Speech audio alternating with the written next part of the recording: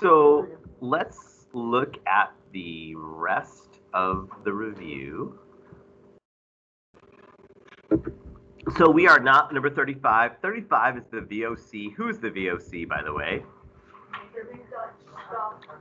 35 VOC is the Dutch East India Company. And you might remember that's the Netherlands, that's the Dutch, and they were like one of the most powerful companies in East Asia. You might remember there was something that made them so successful. What was their attitude towards Asian culture?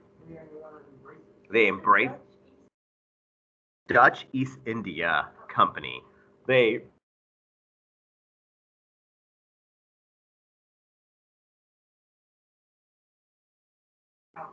kowtow. They were willing to bow down to show honor and respect. Now, it wasn't just business that led people to Asia, but religion did as well. In fact, a group of people that were involved in East Asia were the Jesuits. And you might remember that one of the things the Jesuits did was they were super intelligent, they were super smart. And you might remember that they brought European knowledge of science and mathematics to the Chinese. In fact, the Jesuits were so smart that they actually spoke in Chinese, and they brought European physics and math books to the people of China. Because they were so smart, what kind of people were interested in Christianity because of what the Jesuits did? What social class of people in China? In China, if you have people coming speaking to you about physics and chemistry, all the poor people are signing up. Tell me more about physics.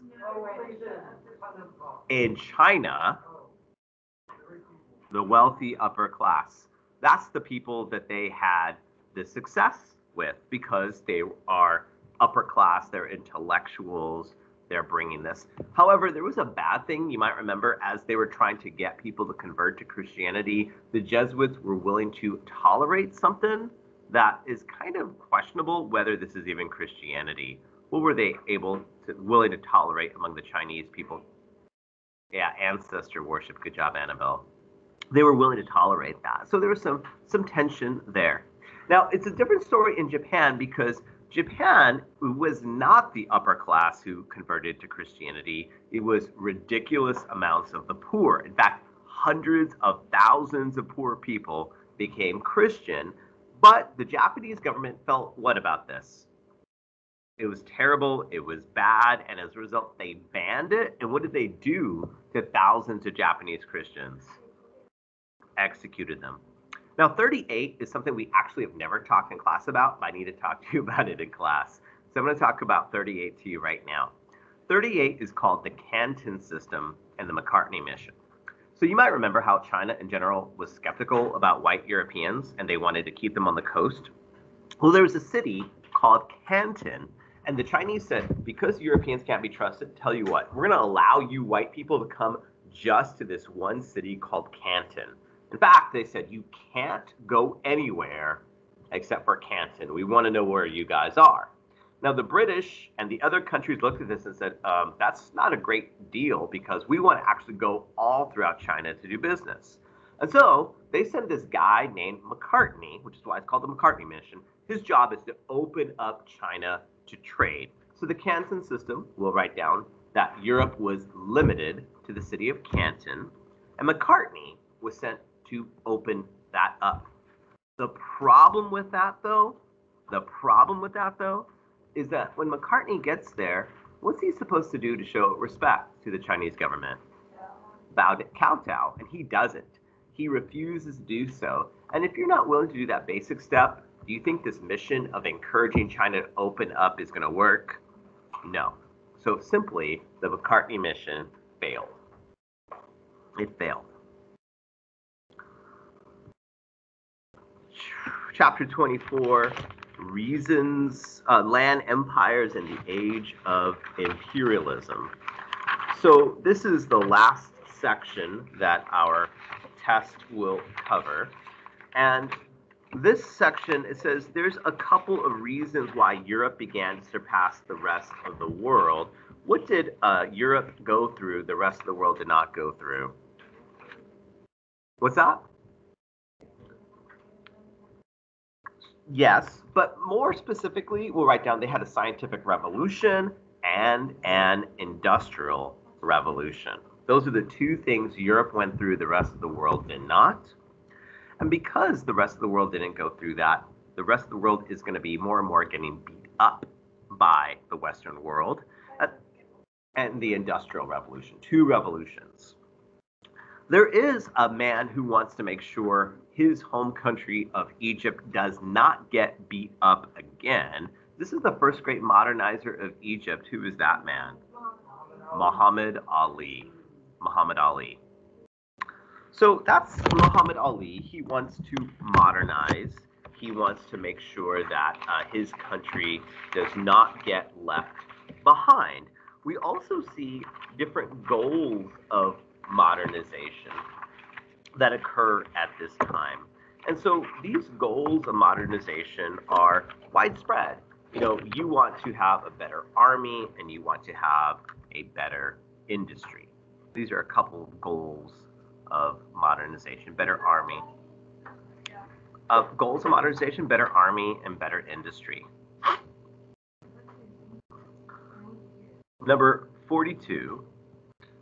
You might remember in Egypt, what is the problem with the Ottoman Empire soldiers? Who were the soldiers that were important in the Ottoman Empire? The Janissaries. But what was the challenge? What was the problem with the Janissaries? They had side businesses. They hired substitutes. Actually, they were part of the problem. And because of the Janissaries, the Ottoman Empire was not in a good situation to face off against France and other countries. They decide that secularization is the solution. You might remember secular means non-religious. It used to be that all the schools were religious schools. On the handout, there's a funny word in Arabic called the ulama. Those are like religious leaders. They're the ones that ran all the schools. But if I'm running a religious school, what's like the main subject I'm learning in school? The Quran, right? And that's great, but that's not physics and that's not chemistry. They decide that they need to secularize the schools, have government-run schools. You also might remember, number 44, that Greek independence was a big deal. This kind of like the fact that Greece broke off kind of made them realize we need to modernize our empire. The reason why Europe even cared to help the Greeks, Greece was responsible, they said, for starting what? No. Greece was seen as being responsible for starting Western civilization. Western civilization, because all the way back to Plato, Aristotle, Socrates, really important men that came up with the idea of democracy and the individual, that's Western civilization. So that's why Europe wanted to help them. We also know that there's something called the Tanzimat, which was Western reforms. These were things like public trials, equality under the law, the Tanzimat. Actually, the Tanzimat is similar to an English document that we mentioned that limited the prince's power based on a piece of paper written by the people. What's that called? The Magna Carta. So extraterritoriality, I'm going to that one. This is where Europeans could live and work in the Ottoman Empire. Could they be arrested in the Ottoman Empire? No.